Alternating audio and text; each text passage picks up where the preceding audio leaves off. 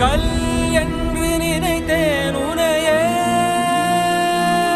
நீ யார் என்று சொன்னாய் மனமே தான் நீயா?